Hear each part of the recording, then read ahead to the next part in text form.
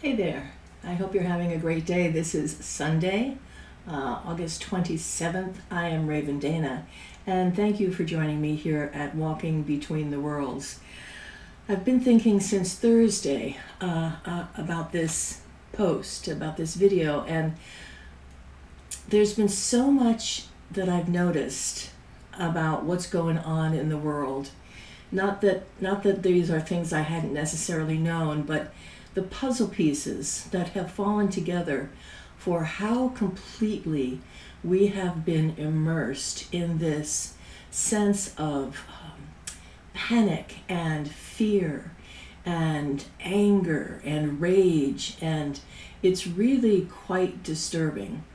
And the level at which we as humans, citizens of planet Earth, continue to do things that disrupt the natural balance of things, continue to do things. I mean, the things that we do to each other are pretty obvious, right? Shoot each other because we have a hatred.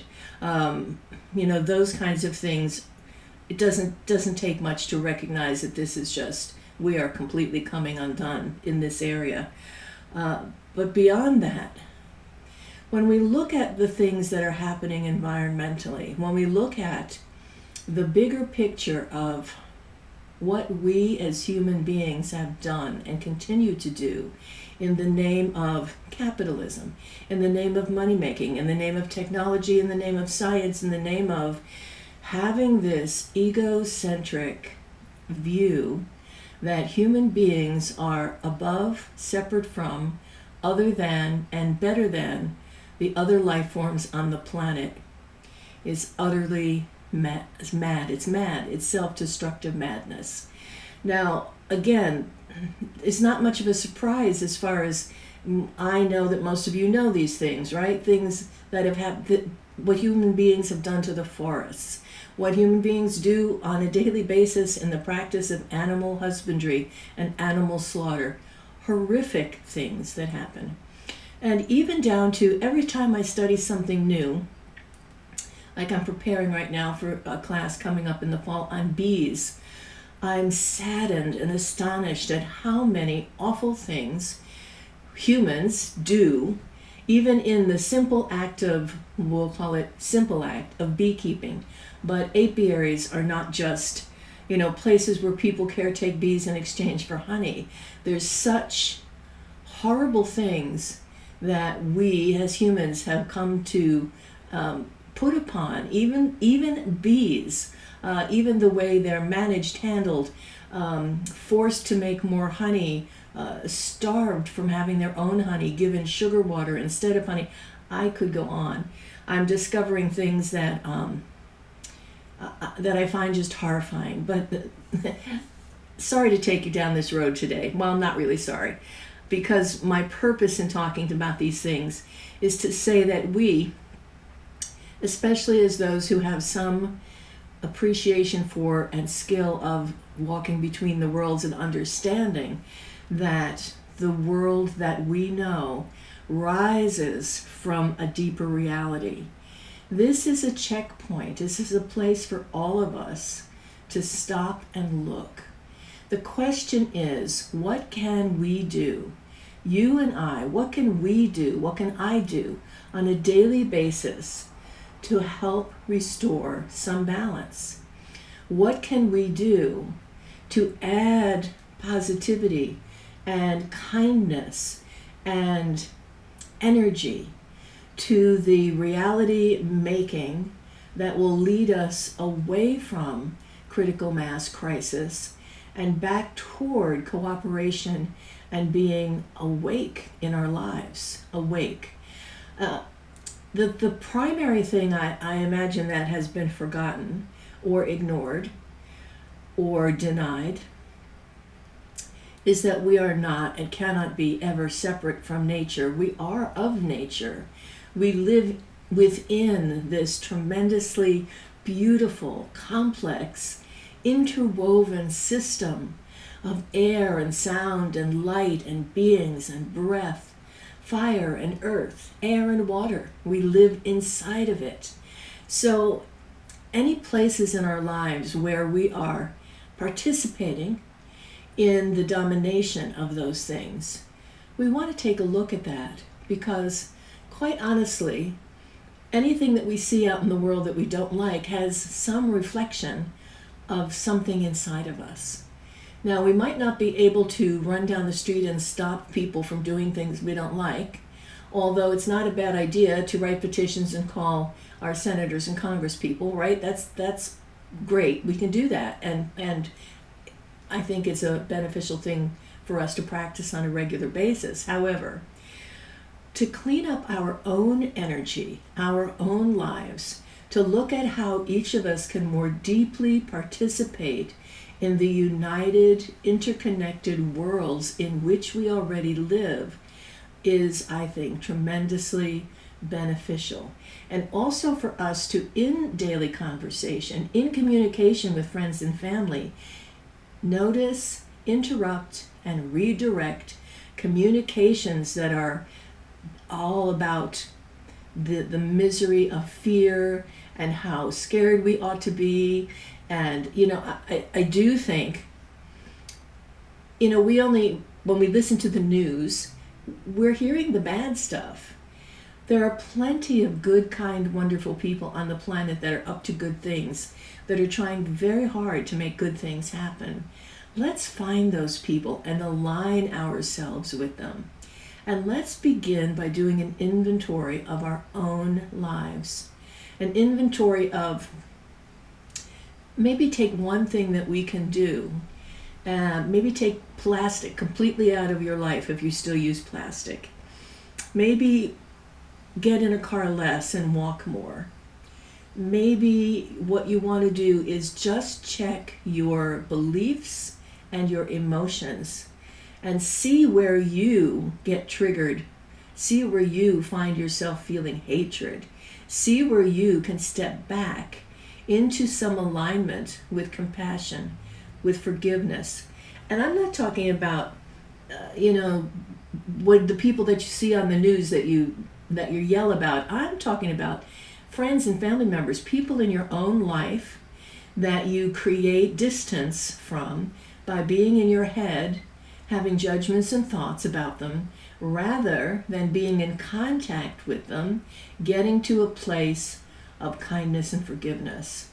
So we do an awful lot of that kind of thing in life. We kind of double shuffle, and we often lie about how we feel, right? We tell people we're fine with them when we're not. We tell people we're not sad when we are. We tell people we're not angry when we are. So, one of the things that is so prevalent today is how much lying there is, and how much lying there is about lying, right? This is not rocket science. It's horrifying. It's horrifying to me, the sheer number of people who pretend that people aren't pretending. I can hardly wrap my brain around it. And for that reason, this is a place for us to practice being honest with yourself and with the people in your life, especially in situations where normally you would get dicey and nervous and, I don't want to have a conflict. Have the conflict and get over it. Get over yourself. Get over those triggers where you find yourself so offended and you want other people to be a certain way. Get over it. And how you do that is by being honest with yourself, by noticing that you're being petty, by noticing that you're being judgy, by noticing that what you're feeling sometimes perhaps is feeling hurt, and it translates immediately into anger and pushback. I mean, these are just some very simple things. But also, I think, to lend our minds, our imaginations to the greater good, to the higher good, to imagining more cooperation, greater kindness. What could I do differently? How can I participate? And you name it, in the school my kids go to, in my neighborhood, in my community. What can I do differently to foster greater communication, greater forgiveness, less judgment, less paranoia, less fear? it's a conversation, but it's an energetic matrix in which we live that has become so terribly out of balance that it's costing us on every level, emotionally, mentally, physically. It's costing us. If you look at it from that perspective, we do have two paths essentially. One is to spiral down in a serious crash and burn, perhaps an extinction event, take us off the face of the planet, which, the planet would recover without humans. That would be okay. We could start again. Not my favorite way to go. Or we could start expanding and opening ourselves emotionally, spiritually, psychically. Stop being so guarded and shielded and start putting ourselves out there a little bit more and being like holding that space, holding the light, as it were.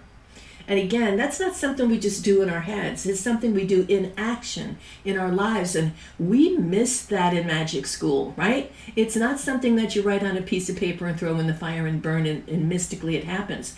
We have to be in the active mental, emotional, physical process of being that which we call forth. So again, take a look at how you might get trapped in fear or share fear with others rather than resourcefulness, and see if you can redirect that some. I saw this really wonderful little clip. It was about 1:00 in the morning last night. It was a woman singing a prayer, a chant about Maui, and I did manage to, they started to put up a translation of it. It was beautiful.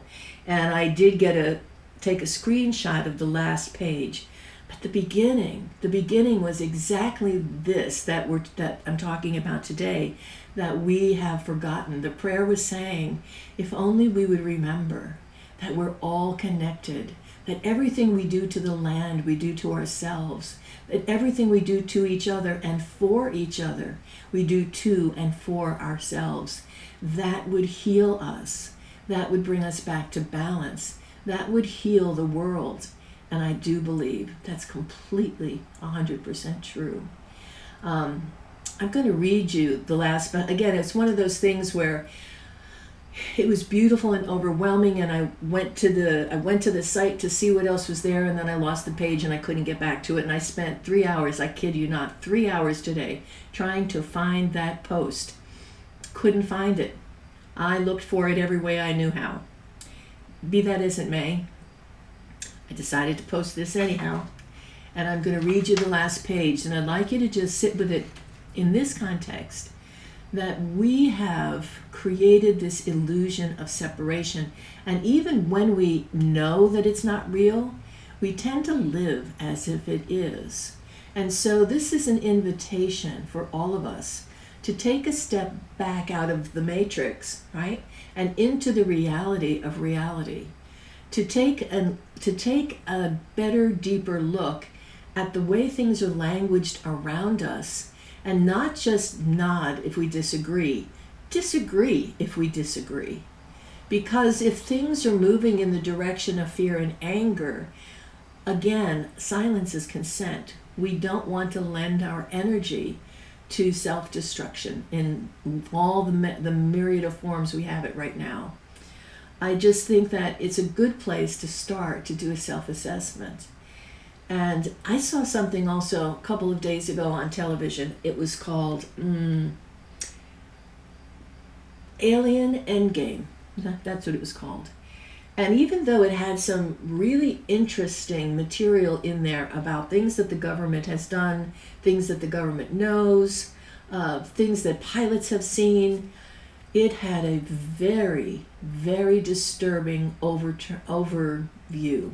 And what the documentary, what the show kept doing, was in the midst of these interviews, none of which, by the way, ever said that yes, an alien craft or a UAP, took a pilot out of the sky, or downed that plane, or shot on a ship. None of that. There was no aggressive action whatsoever that came from the UAPs or any of the other phenomena that they saw. However, they kept in between things showing scenes from movies, right? Movies, fiction, about alien takeovers. They kept showing these creepy pictures of scowling aliens with big eyes.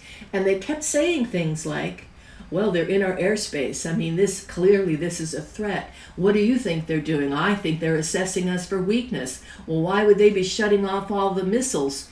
Well, look, if they've been around for some, I made some of these comments the last time when I talked about UAPs and the Congressional Committee, but the truth of the matter is we can't let things like this slide without stepping up and saying, wait a minute, this is indoctrination if I've ever seen it. You're trying to get me to be afraid. You're trying to get me to think that, well, we absolutely have no way of protecting and defending ourselves and there's something coming. Well, there might be something coming and it might be nothing like what we think. We have this foolish assumption that other beings, even though they might be light years ahead of us in evolution, are going to think the way we think, are going to be petty and dominant in a way that's destructive. Well, I imagine that had they wanted to do something, it's pretty simple that they could have done it 1,000,000 times over by now. In fact, the very last person that was interviewed was a naval officer who essentially said that. He said, look, yeah, I've seen strange things under the water. Things I have no idea what they are. And yet I know this. I don't know what it is. And I could be outmanned and outgunned. But why would I pick a fight with it? Why would I shoot at it? I don't know what it is. And, and that's the thought, anything that we find is different from us, whether we're talking about a human being with a different color skin, or we're talking about something coming out of the sky that we can't identify, what's wrong with our thinking that our first impulse is to shoot it? Okay? So I just want you to, same thing, take it down to the level of you in your home seeing a fly and reaching for the fly swatter. All right? I'm just saying, it's a state of mind that I think we've got to address straight across the board, because we can't afford to buy any more stories about how we need to be afraid of everything. That's not serving us. What we do need to do is remember our connectivity. Remember that we are animals, human animals, that are embedded in an absolutely incredible, beautiful, intricate, interconnected reality called nature. And if we cooperated with nature, if we leaned into the communications with the land around us and the sky above us, we could heal ourselves, each other, and the planet. We can do it, and it has to start somewhere. So let's start with taking a good look at our own shadow side and embracing that shadow, bringing it to light, making friends with our shadow, and see what happens next. Okay, I'm going to read you the last page of the translation of that chant. Here it is. And I don't know the singer. I don't know the author. If I ever find out, if I come across her again on Instagram or TikTok or somewhere, I will let you know. But if you see a young woman singing and she has a tattoo that goes across, like a necklace tattoo, goes across her chest, and she's singing, and she's talking about these interconnections. It's a beautiful lilting melody, and at the bottom she directs you to Maui, to sites where you can contribute to Maui. Okay, if you ever see it, Let me know. All right. As one who works closely with the shadow realms, I know that with love and compassion, we can face any demons before us. As we continue to anchor in more light, we will continue to meet and face greater and greater darkness. However, with an open heart, we can witness the most disturbing things without judgment. With an open heart, we can feel the depths of pain, the shadows, the fear, the grief, and then transmute it into sacred, beautiful, purifying light. And we can do that again and again and again. I know this as a fact, and I honor this sacred truth. The more we can keep our hearts open, especially during these waves of destruction and despair, this is our way through it all, even as it will appear messy and ugly at first. Can we love ourselves enough to look at the ugliest things, not just around us, but within us? Can we choose to keep our eyes open and stop looking away and ignoring the shadows? Can we love ourselves enough to digest the most disturbing truths and find forgiveness? When will we choose differently? When we will choose to be different? When will we think differently? Live differently? How can we choose to help ourselves and then help each other along as we witness what lives inside of us? I pray that we remember that everything we see outside us is a reflection of what lies within us. This is an inside job. Do not fall for the illusions. When you help yourself, you help everyone. And when you help another, you help yourself. We are one with each other and the land. Okay, those are my thoughts for today. And you're invited to join me on the full moon, the full blue moon, for a meditation. I will be doing that meditation live about 9 o'clock at night, Eastern time, on the day of the full moon, which is the 30th. All right. Thank you for joining me today. I'm, of course, open to any thoughts, comments, opinions that you may have. And I'd like to keep this conversation going in some form. So I wish you a lovely evening, and I will post also another meditation today at some point that goes with our conversation here. All right. Thank you for tuning in. This is Raven Dana, walking between the worlds, and I'll see you next time.